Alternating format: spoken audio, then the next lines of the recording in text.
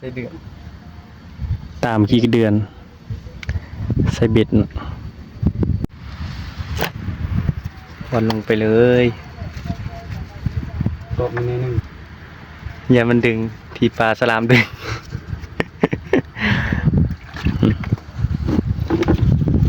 จะเป็นเพนะเพเขาไล่มองใช่เลยนะนี่เคลียร์ๆอันแล้วก็ป้อนลงเลย ตามหาเควินถงใกล้เงิน เหมือนกึบ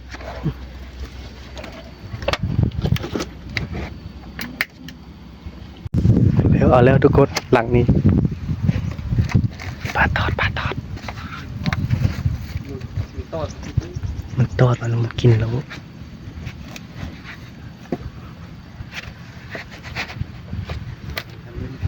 ดึงมึงเนาะดึงเลยบ่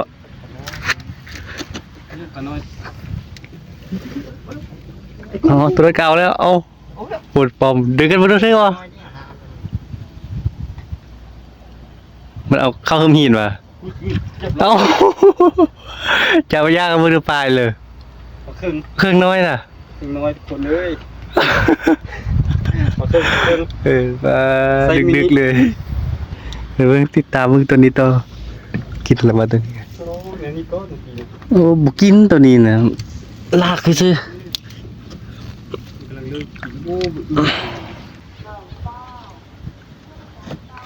นี่บุถือบ่ไปเว้าเอาเบิ่งตัวซ้ำเมื่อกี้เลยเนาะไม่ได้ใส่ซ้ำกันเลยมันนะบุถือสิเลยว่าแล้วมันกลืนเครื่องน้อยเนาะใส่มินิเดี๋ยวเอามันไปทำหาแม่นึงว่าแม่อยู่ใส่อะได้แต่ลูกมันอะพดนะผมมีปุ่มบิดว่ะเดี๋ยวเอาเพชรตัวนั้นมันดึงกระแล้วเหรอเอา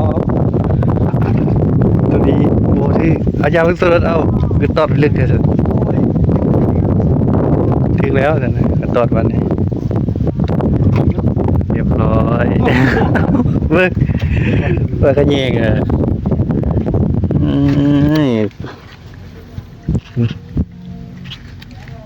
ก็ขี้ปลาใส่มินินะปลดใส่ได้3ตัวเนาะใส่เบ็ดแล้วเราก็มาสิดเบ็ดเนาะสิดเบ็ดจากน้อยแล้วพยายามเบ็ดต่อเบ็ดอ้นขนาดเบ็ดของบรรยากาศยามแรง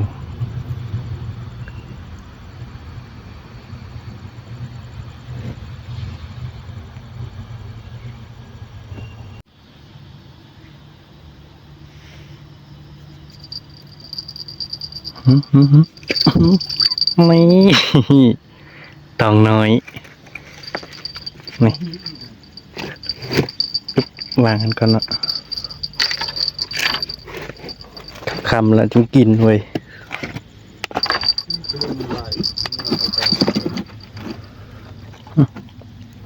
ตัวน้อยปลาตองก็ได้ลูกมันเนาะน่าจะปลดไว้เลยก่อนงมป่ามาเอาลงไปคลองออกได้อยู่บ้างผมบิดจุ่มว่ะโอ้ คลองที่คลองแบบ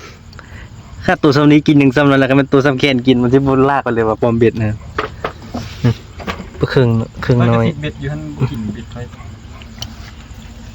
ขึ้นมา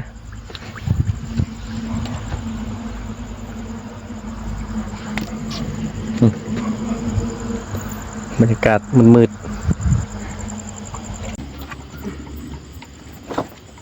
เรียบร้อยวะเข้าไปเฮิมหินแต่ปลาดเหรอขึ้นเพื่อนในปลาดจากตัวในอีกหลังนึงอยู่มันหนิ่งนึงเฮ้ยตีโอ้เอ้าไม่เติบตัวเด็ดเอาแห้งคำแห้งใหญ่นะเว้ย เด็กกัน อื้อหืออืมใส่เริ่มใหญ่ขึ้นละอ่ะพอดเด้อนี่เนาะที่เอาใดบางแรงนี่หลายเติบเด้อืมพอได้เข้าแรงเนาะจะไปเฮ็ดกินเฮ็ดแกงผัดถึงว่าตัวนั้นบ่ได้ครับเนาะอย่ามาเองเนาะถึกแล้วเพิ่นว่าอืม จากรูปนี้ไม่ได้มีตัวใหญ่ไปเลยโอ้พอดมือนาที โอ้ โอ้น้อยจัง ใหญ่เติบโอ้ ลองมาสูบเองเด้โอ้สูบเสือเองเด้มึงทองเนี่ยนะซิกแพคตัว ทองหมกเงี้ยอ่ะปั๊ดเอามึงดู ก็ดึงเด็ด เอารีบ แล้วพี่น้องเอาแล้ว เอามึงดูใส่มินิป่ะดึงก็ได้เข่งอ่ะ กินก่อน เข้าเฮิมฮีนเลย มาแล้วโอ้ย สมพอแล้วเบ็ดจนสิลิบว่ะโอ้คำใหม่ถือตัวนี้ใหญ่ทุกคน นุ่นเขียน ถือมันใหญ่แล้วนี่เพอเขาใส่ตื่นเนาะเอาไว้ใส่เลิกอย่าได้แบบทักแขนตังมี ดิน ไอ้หนวดขาวเนาะนี่หนวดขาว นั่นจ้ะกินดินดีกว่าเด้อไงดีกว่า พูดยากแล้วเนาะเยอะขึ้นมึงด้วยตัวนั้นเมื่อกี้มันก็ดึกๆไหมล่ะหนักนี้ตัวคล้องว่ะ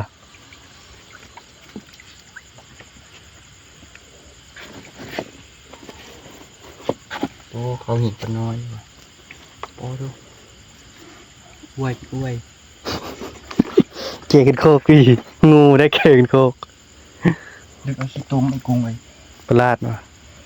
ว่าเราบริประหลาดที่ตูเนาะดับแล้วบ่ประหลาดแถวนี้ ให้มันเอียนกันไป อะไรอะมันขึ้นพี่ป่ะ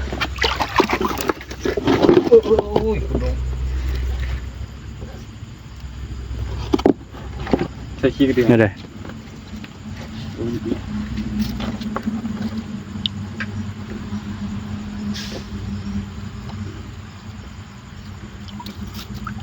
คืออ่ะ ดึงนี่คือทื่อนะทื่อแล้วเมื่อกี้ยังดึงอยู่สิบ่หลุดเลย บ่มันก็มันประเคืองกินมันบ่ค่อยหลุดดอกเบิ่งแต่มันกินนั่นนี่จะตื่น เอาเมื่อกี้มัดไปที่เอานี่ดิ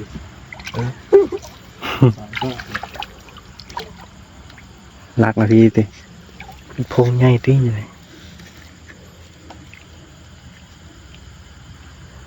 ป้าทุกว่าหัวเป๊ะๆดุดอยู่ที่ดิน เนี่ยเป๊ะๆยาวๆบ่ได้เด้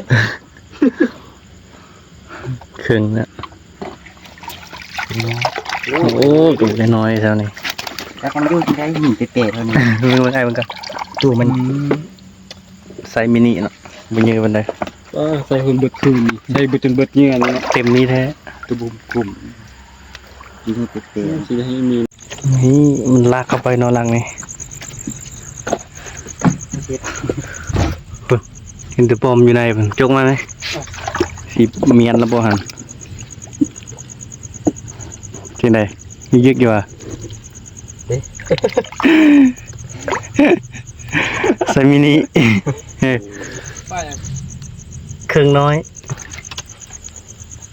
เดี๋ยวจะกลับแล้วเนาะไปแต่งกินก่อนบัดนี้หิวข้าวแล้วบ่ไหวแล้ว อยากยังไง เดี๋ยวตีปลาก่อนเนาะ สิเอาเงินละพี่คงได้เกิดยังบ่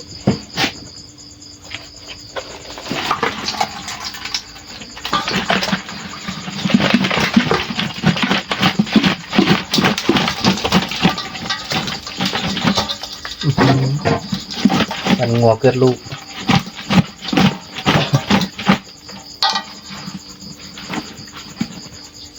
ไปอีกเองหน่อย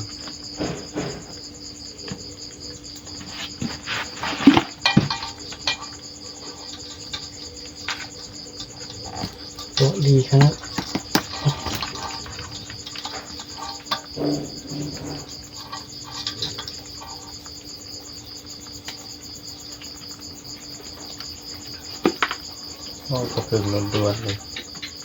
มันเป็นเครื่อง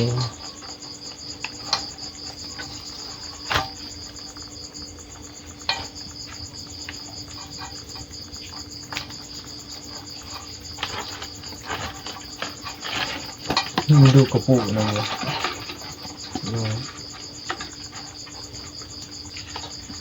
อ๋อกล่องแท้เป็นไงดู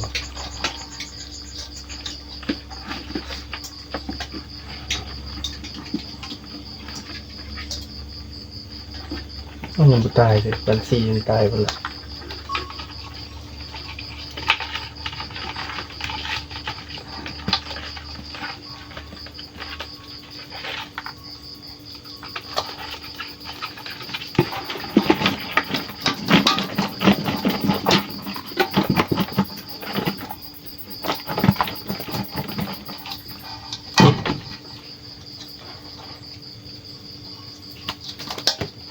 กลมเบ็ดอันนั้นว่า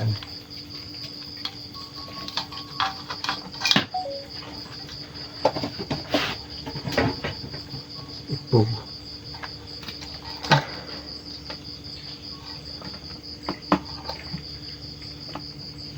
นี่อย่างนี้หน่อยโอ้ใครเห็นพอไงปูตรงนี้บ่เห็นลูกมันตีลูกมันเป็นระเงียงไปไปแต่ไม่งอด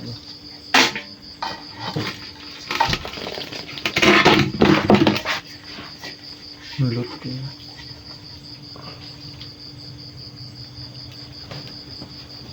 ใจเบ็ดออก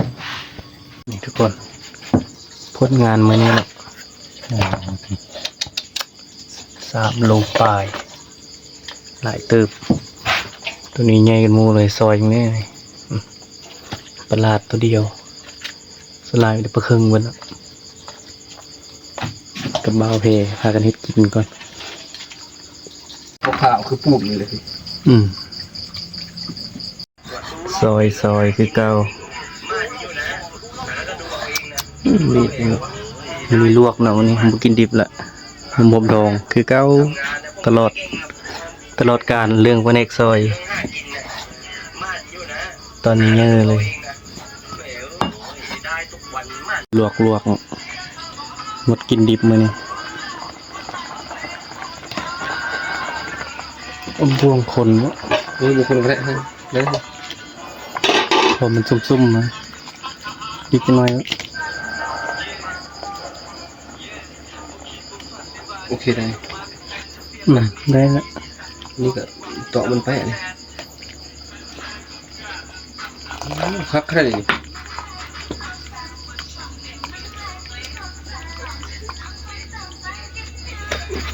ถ้วยเลย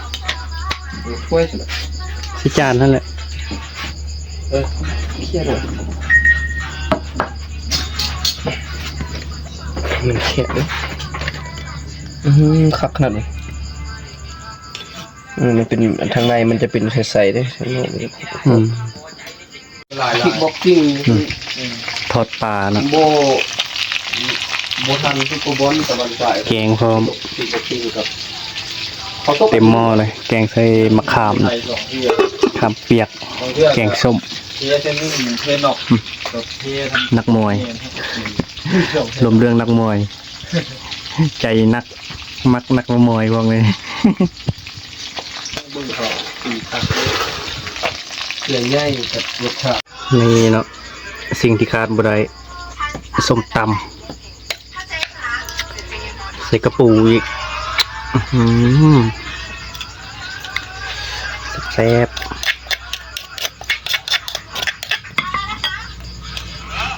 โอ้ตัวนี้บุตายกระปูน้อย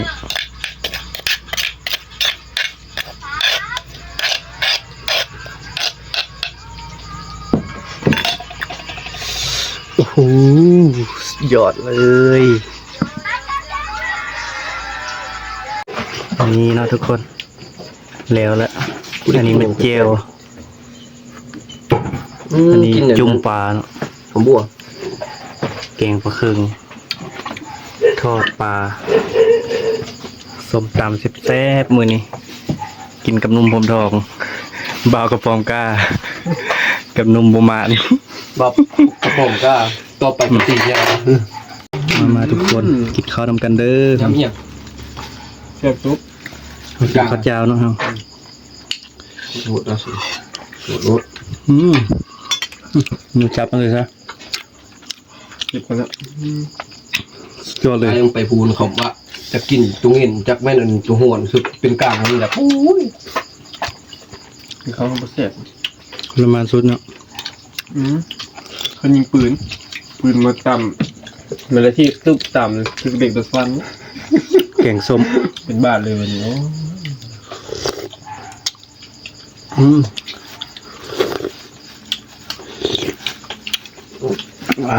เด็กตะปูนี่เป็นน้ำมันเครื่องนี่อ่อนหมดแล้ว ทอดปลาเนาะปลาสะเงงเลย คือตะปูนตาเวียดยังอ่อนว่ะว่าต้อง ทอดกรอบ มันถึงน้ำมันนี่ยังบอกว่าเลยนี่จะได้ยุตอกอันไม้อ่อนไม้ดิบ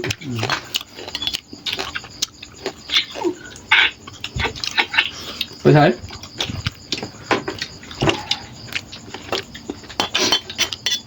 อ๋อรู้สึกเสียบหยิบคนละน้ำตาลที่ออก ๆเป็นการแซ่บกินซอยหอนอยู่พู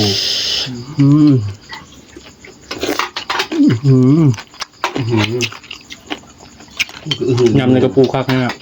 กรอบแบบ มึงไม่ได้ลวกเลยนะกระปู บ่ สุด แกงกระปูดีคักผสมเอง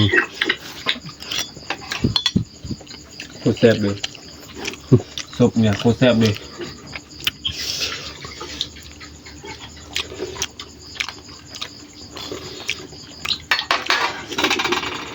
บัวว่ะมึงใส่นี่เลย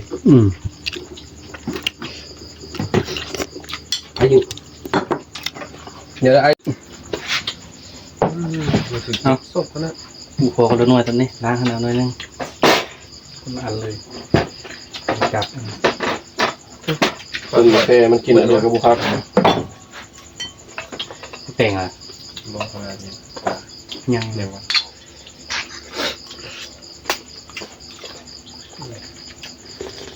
เก็บศพเนี่ย คักมา มันเตะจำว่านะครับ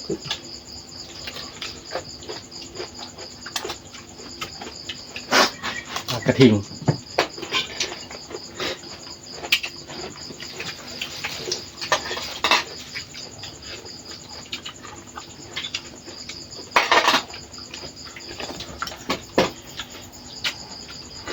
ต้องออกซื้อกันเรียกมาแล้วนะ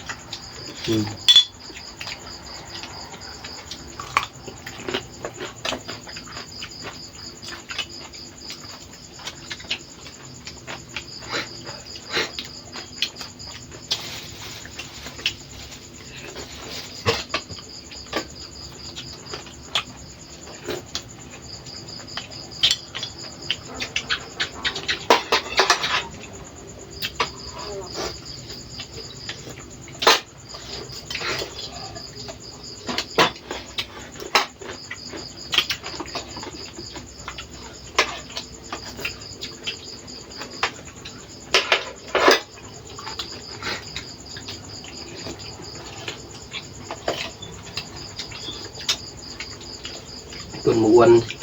โทรหากูมาช่วยคนเข้าเตา วันน่ะ มันยุ่งให้เลิกเนี่ยกูมาหน้ากับอ้อมอินบ้าน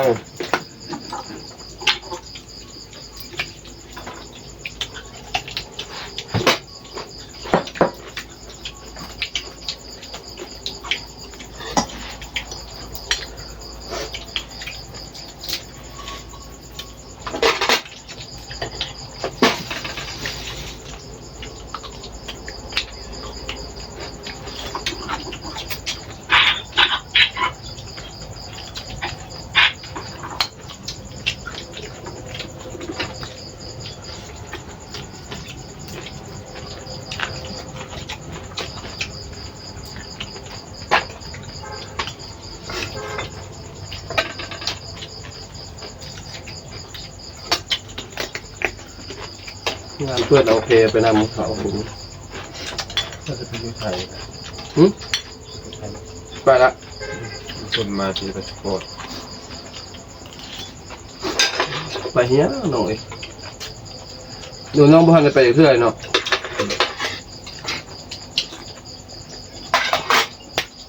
อยู่เวียงน้องคิดแบบว่าอยู่เวียงน้องยังรู้สึกคิดฮอดบ้านน้องไปไทยยังบ่ว่าเลย นั่นแหละปะ ไอไปอยู่ไปมือแรกตั้งแต่มือแรกจนฮอดเดือนหนึงจนฮอดมือไอมาความรู้สึกกันคือเก้าโบและที่มันจะเป็นแบบว่าครับไปแรกๆเขาขึ้นฮอดบ้านเนาะแล้วเขาอยู่โดนไปเนี่ยมันกระจ้างลงก็เฮ็ดให้เขากินให้เขาบุกขึ้นฮอดอันนี้แห้งหนักกว่าเก่า มาง่าย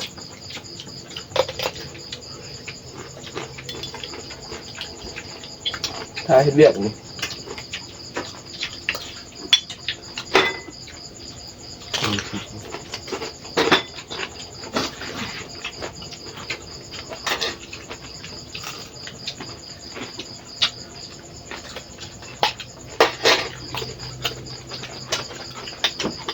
เฮ็ดพาสปอร์ตเสียเขาเด้อ